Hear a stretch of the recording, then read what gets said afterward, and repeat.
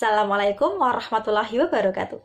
Halo anak-anak hebat, berjumpa kembali bersama Ustazah Ulfa di YouTube channel Ulfatis Sarifah Official. Nah, anak-anak, hari ini kita akan belajar di tema 2, subtema 2, pembelajaran 4 dan 5. Nah, anak-anak, sebelum belajar, mari kita berdoa terlebih dahulu. Berdoa dimulai. Berdoa selesai. Nah, sebelum lanjut ke materi, jangan lupa untuk like, comment, share, and subscribe, serta jangan lupa untuk notifikasi loncengnya ya, supaya apa? Supaya kalian tidak ketinggalan video dari Ustazah yang terbaru. Nah, anak-anak hebat, mengapa kita harus belajar di pembelajaran 4 dan 5 ini? Karena diharapkan kalian dapat mencapai tujuan sebagai berikut. 1. Siswa dapat mengetahui dan menuliskan peristiwa penting dalam sejarah. Yang kedua, siswa dapat menyajikan contoh manfaat persatuan dan kesatuan. Anak-anak hebat, di materi sebelumnya kalian tentunya sudah belajar mengenai upaya-upaya mempertahankan NKRI di negara kita. Nah, saat ini kita juga akan belajar mengenai perjanjian. Apa itu perjanjian? Dan perjanjian apa saja? Ada perjanjian Linggarjati, perjanjian Renville, perjanjian Romroyen, dan perjanjian KMB atau Konferensi Meja Bundar. Nah, melalui konferensi itu atau melalui perjanjian-perjanjian itu juga sebagai salah satu upaya untuk mempertahankan NKRI negara kita. Mau tahu apa isi perjanjiannya itu? Yuk kita simak video berikutnya. Nah, perjanjian yang pertama yaitu perjanjian Linggarjati, yaitu perjanjian perundingan antara Indonesia dan Belanda. Mengapa perjanjian Linggarjati ini bisa terjadi? Dilatar belakangi oleh masuknya Afne yang diboncengi oleh Nika ke Indonesia. Nah, siapa tokoh yang berada di perjanjian Linggarjati ini? Indonesia diwakili oleh Sultan Syahrir, sedangkan Belanda diwakili oleh Wim Schemerhorn. Inggris diwakili oleh Lord Killam. Nah, Inggris ini sebagai mediator atau penanggung jawab. Nah, kapan perjanjian ini dilaksanakan?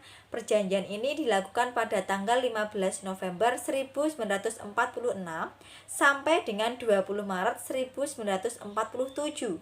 Terjadi di Linggarjati, Jawa Barat. Nah, isi atau hasil dari perjanjian ini yaitu 1. Belanda mengakui secara de facto wilayah Republik Indonesia. Yang kedua, Belanda meninggalkan wilayah Republik Indonesia. Yang ketiga, sepakat membentuk RIS atau Republik Indonesia Serikat. Yang keempat, Republik Indonesia Serikat atau RIS bergabung dalam persemakmuran Belanda. Perjanjian yang ketiga yaitu perjanjian Renville. Apa itu perjanjian Renville? Perjanjian Renville dilakukan antara Indonesia dan Belanda di atas kapal milik Amerika Serikat yang dinamakan USS Renville. Mengapa perjanjian ini dilaksanakan? Karena perjanjian sebelumnya atau di perjanjian Linggarjati tidak disepakati oleh kedua belah pihak, sehingga terjadi agresi militer Belanda 1. Lalu siapa tokoh yang berada pada perjanjian Renville ini? Indonesia diwakili oleh Amir Syarifuddin, sedangkan Belanda diwakili oleh R. Abdul Qadir Wijoyo Atmojo. PBB diwakili oleh Frank Graham. Frank Graham ini berperan sebagai mediator atau penanggung jawab.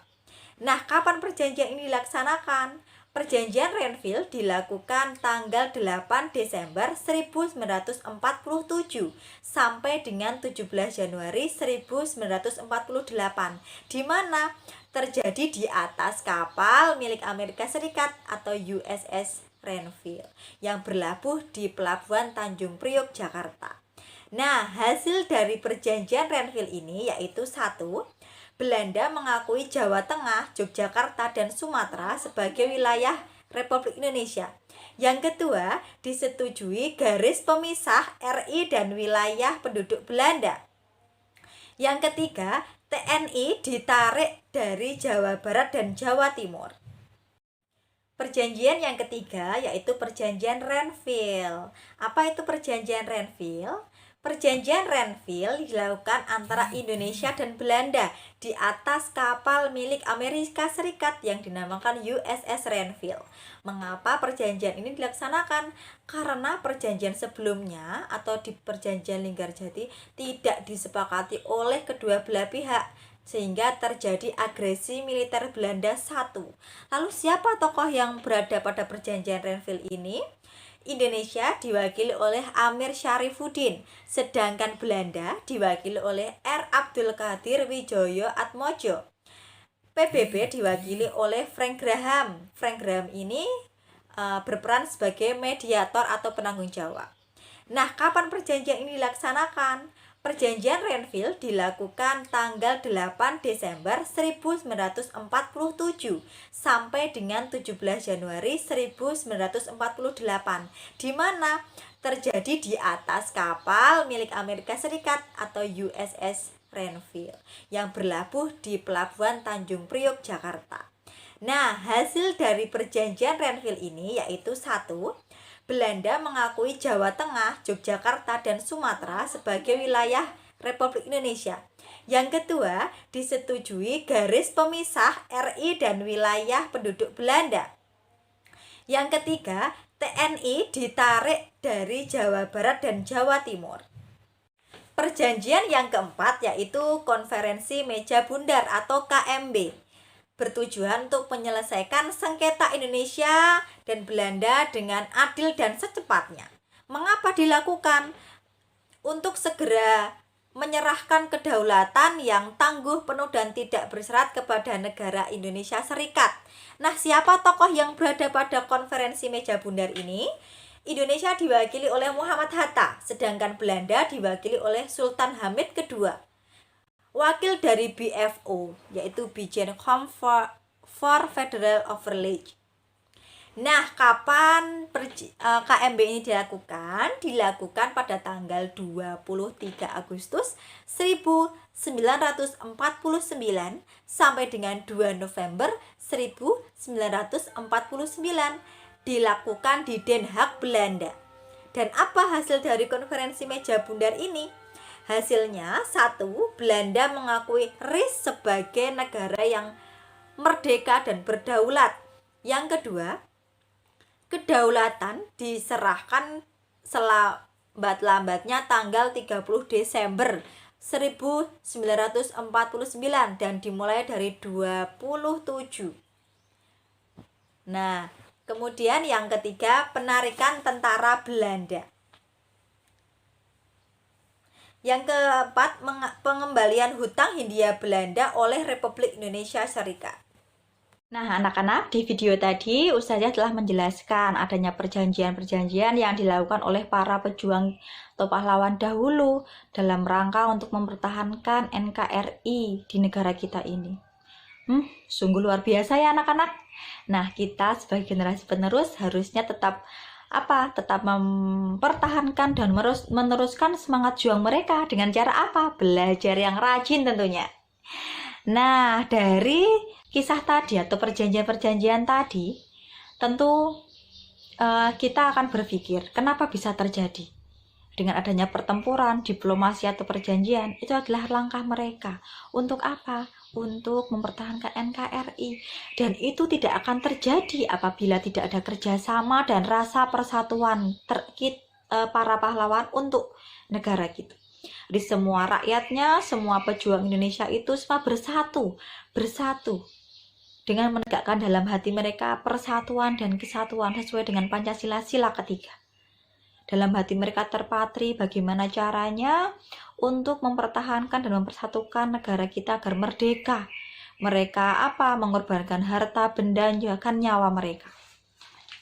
Nah, sekarang kalian harus mengetahui apa manfaat dari contoh manfaat persatuan dan kesatuan. Nah, dari persatuan dan kesatuan ini bisa bermanfaat untuk diri kita dan orang lain. Nah, untuk diri kita apa coba manfaatnya anak-anak? Siapa yang tahu apa manfaat dari contoh persatuan dan kesatuan untuk diri kita?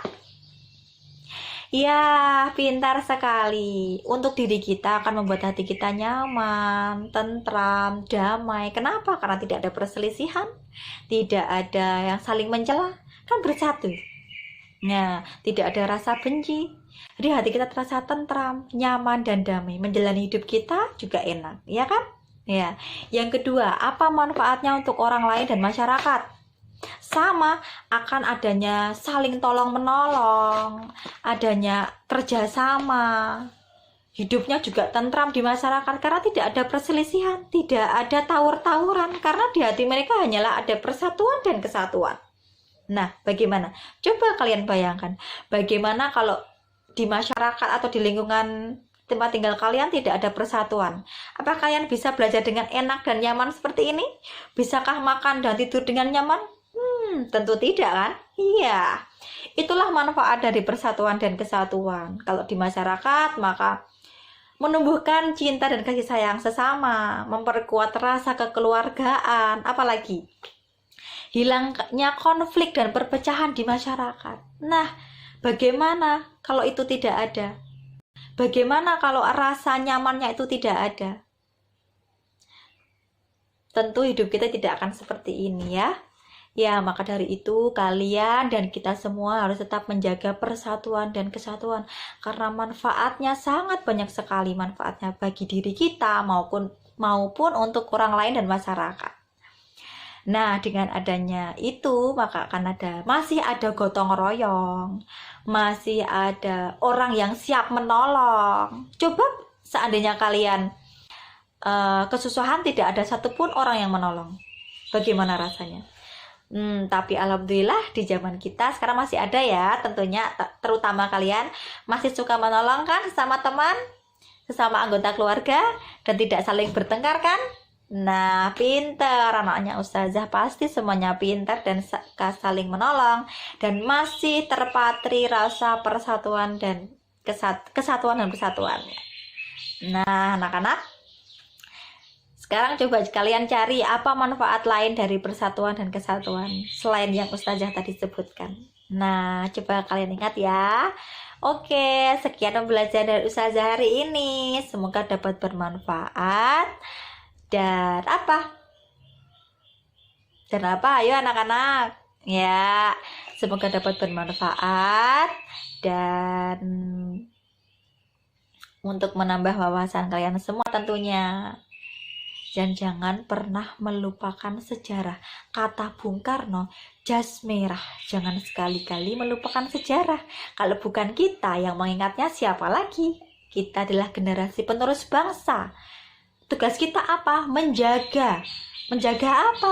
Menjaga keutuhan NKRI ini dengan cara kita. Di masa ini dulu kita sudah diperjuangkan dengan sampai titik darah penghabisan. Jadi kita harus mempertahankan juga sampai titik darah penghabisan dengan cara apa? Rajin belajar, menerapkan nilai-nilai Pancasila, ya kan?